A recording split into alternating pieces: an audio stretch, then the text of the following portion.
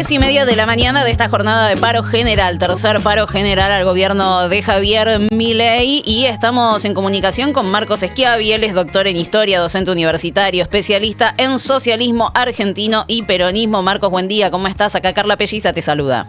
Hola Carla, buen día. Gracias por llamar. Bueno, ¿qué jornada estamos atravesando? Una vez más, como decía, la tercera. Vos que sos un especialista en el tema, en la materia, ¿cómo analizás esta nueva medida de fuerza al gobierno de Javier Milei? ¿En qué momento está hoy el sindicalismo nacional?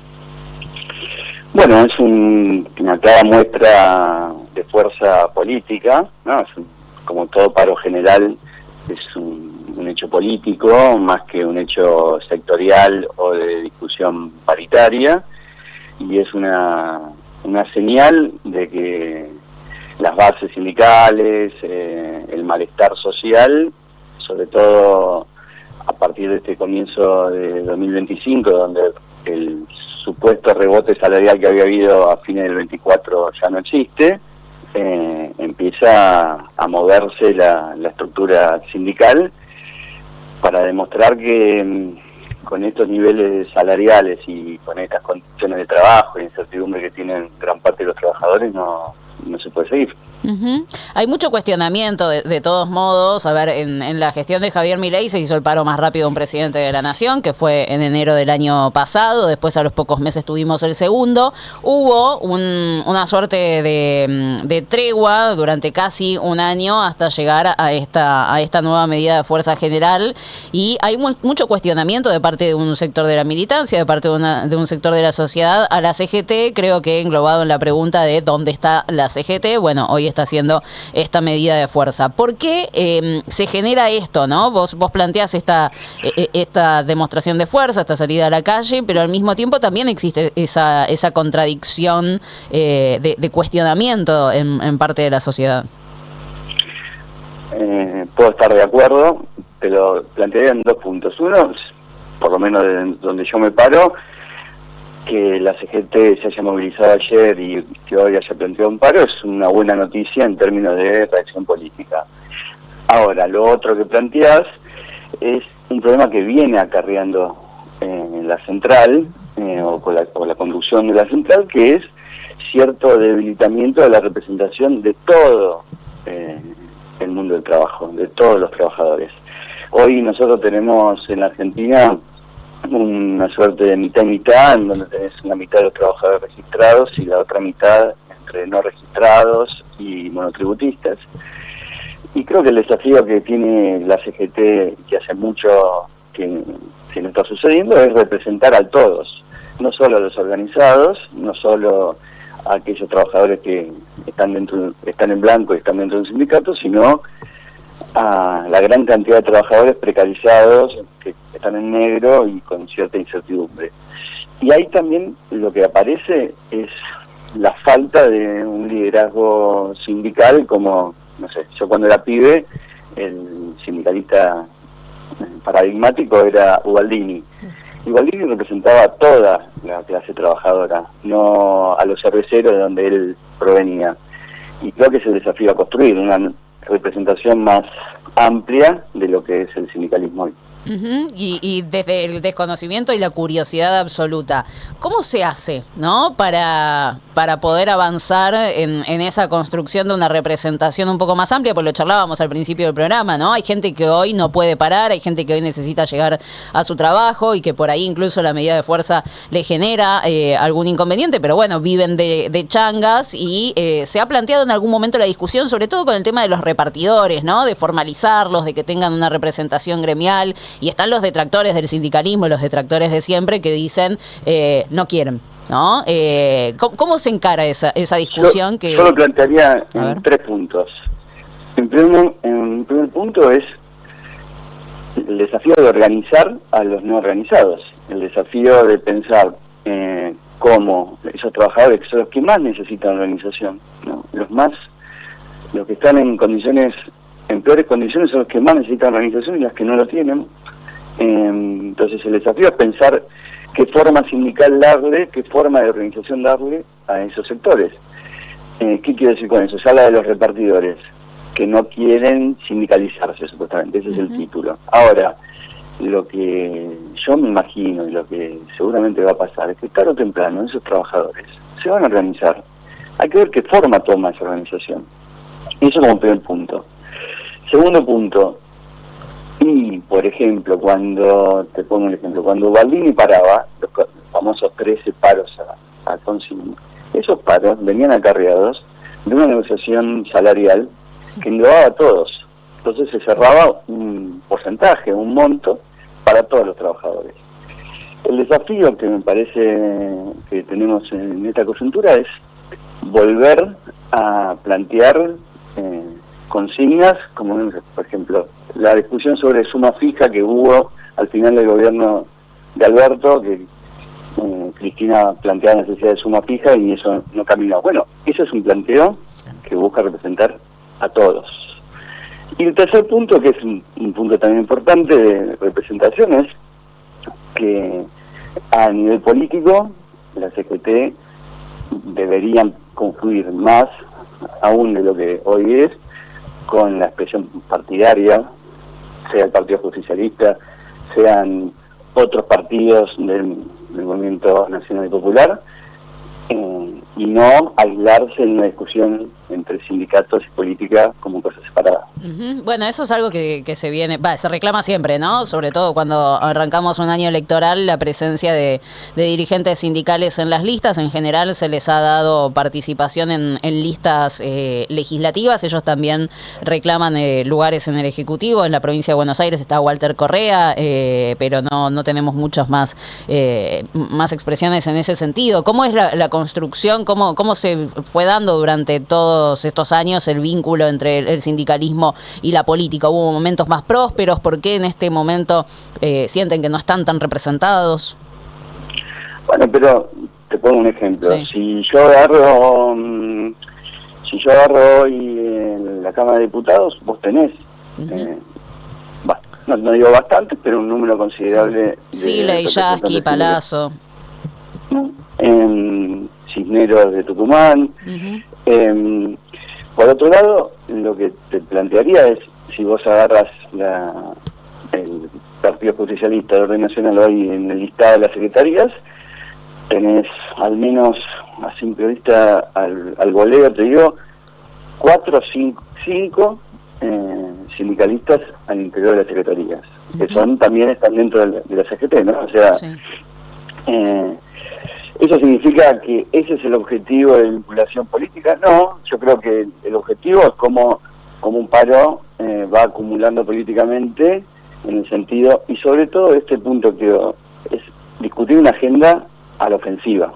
Y eso me parece que es el punto que tal vez, si este paro es un comienzo de algo más amplio, yo sé que estamos en momentos defensivos, y que es lógico eso, porque es un gobierno de Milei que agrede al pueblo argentino, pero construir una agenda propositiva a la ofensiva, que implique mejores condiciones de trabajo en un horizonte político de mayor poder popular, me parece que aunque estemos en momentos defensivos hay que hacerlo.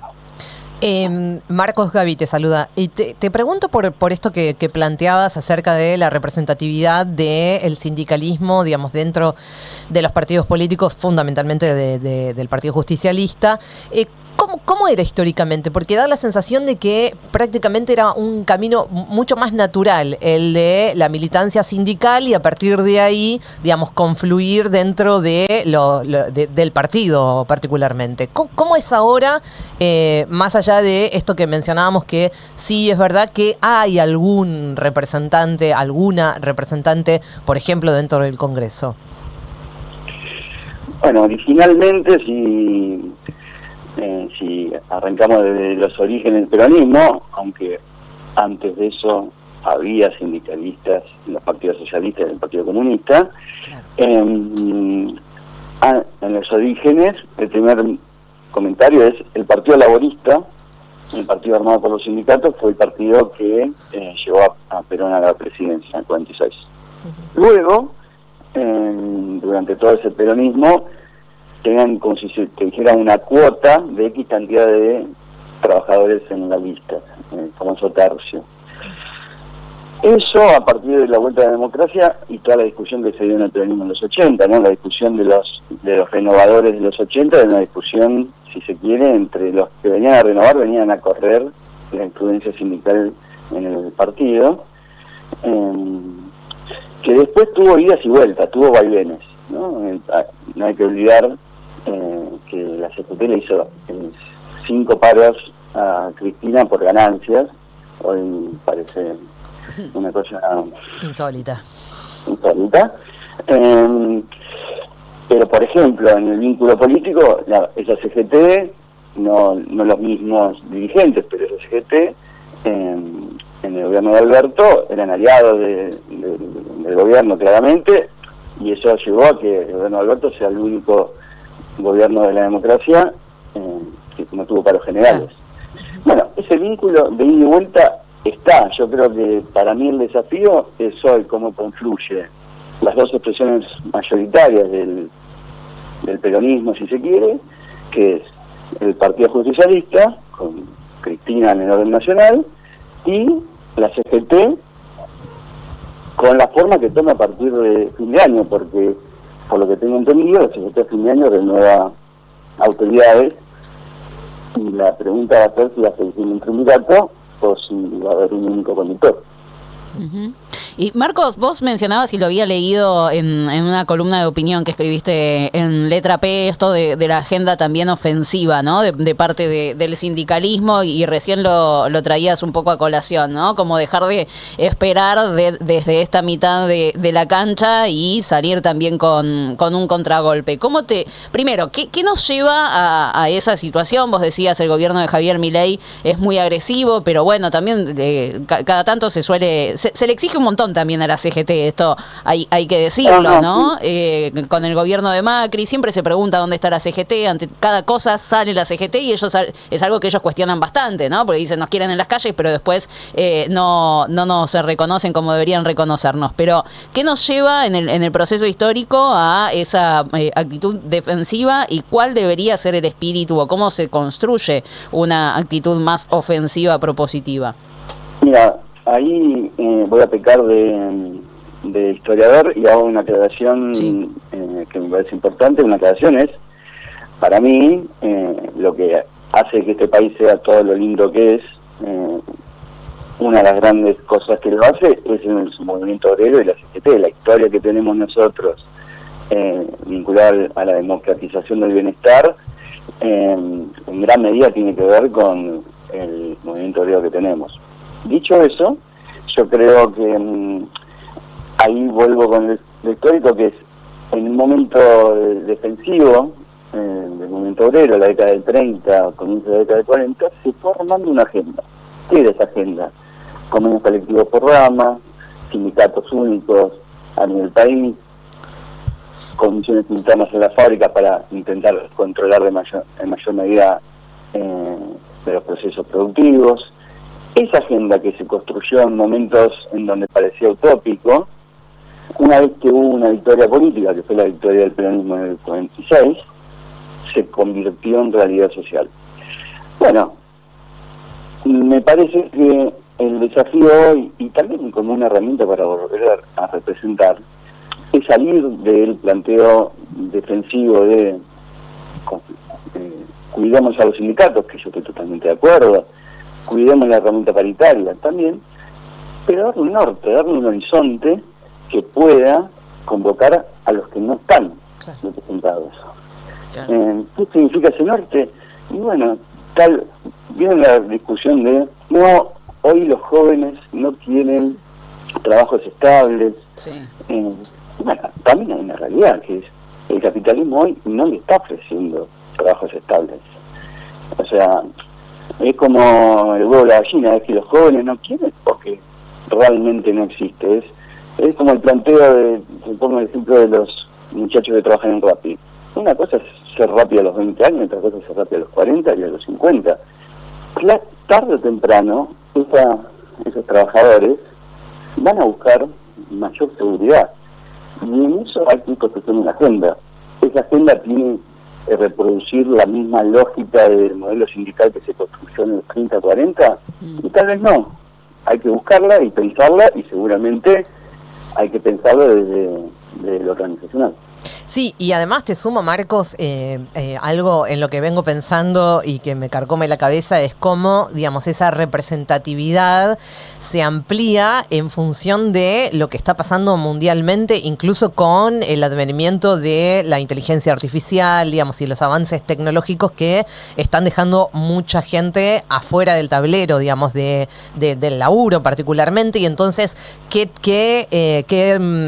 desafío que tiene por delante ahí el sindicalismo mundial y particularmente, por supuesto, el argentino? Bueno, el desafío es disputar la renta, ¿no? O sea, finalmente la discusión peronista de los 40-50, de los 60, lo que se discutió en los 2000 en Argentina es discutir la renta. Esa renta puede ser del campo a la minería y el petróleo, o puede ser qué nivel salarial tenés para tener una vida digna. Hoy ya te puedo decir que hace ya 10 años, obviamente no es lo mismo lo que pasó con Milei, lo que pasó con Macri, que lo que pasó con Alberto, pero ya hace 10 años que el salario no crece, y es mucho tiempo,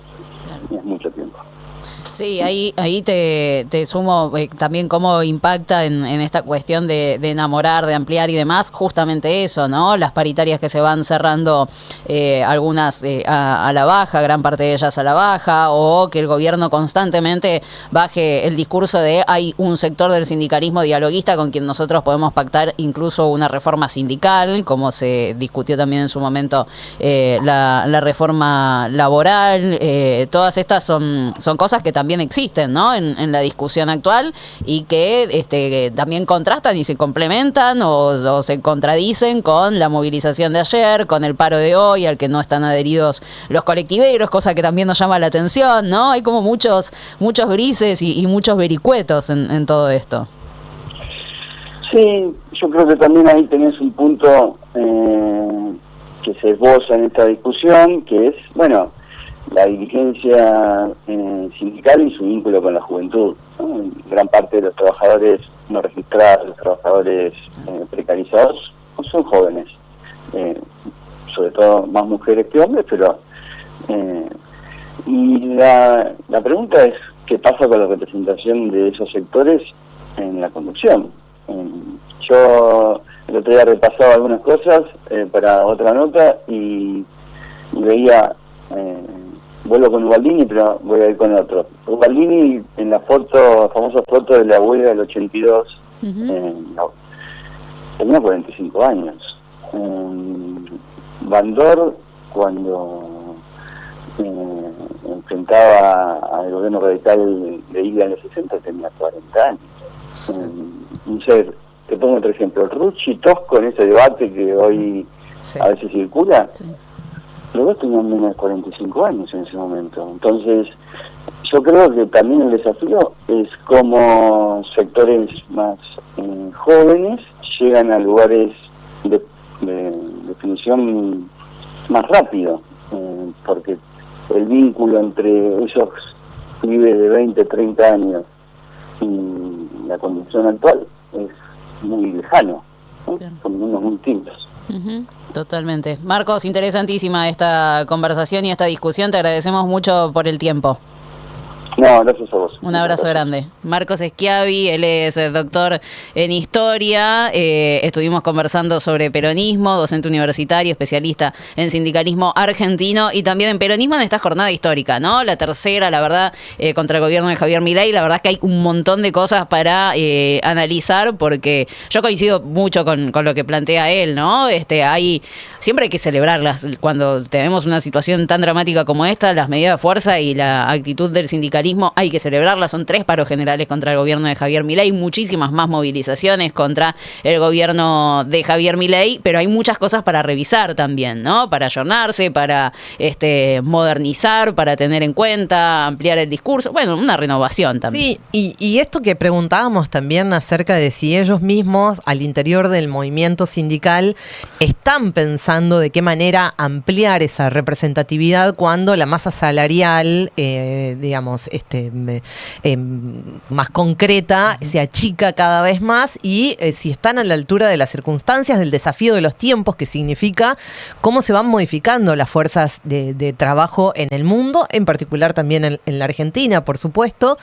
Y después otra cosa es esto, digamos, que creo que estamos en un momento donde ya empieza a mellar toda esa denostación que hubo al movimiento sindical durante todo este último tiempo. Sí. Entonces, como eso, digamos, más este factor que estamos viendo de degradación de la política en general, si a eso se le suma, toda esta denostación permanente que se hace al sindicalismo, a los gremios en particular, hace que los pibes que se incorporan a la masa trabajadora no se alejen de inmediato, digamos, de todo lo que tiene que ver con, sindicalizarse, agremiarse. Sí, es fascinante la paciencia de la derecha para estas cosas, porque vienen hace mucho tiempo y ahora están viendo los resultados. Es horadar la piedra, ¿viste? Tuki, son todos chorros, y bueno, en algún momento eso hace mella. Creo que es esa más la combinación de que efectivamente lo que en otro momento era un discurso pro sindicalización, que era los derechos que la militancia obrera te podían dar,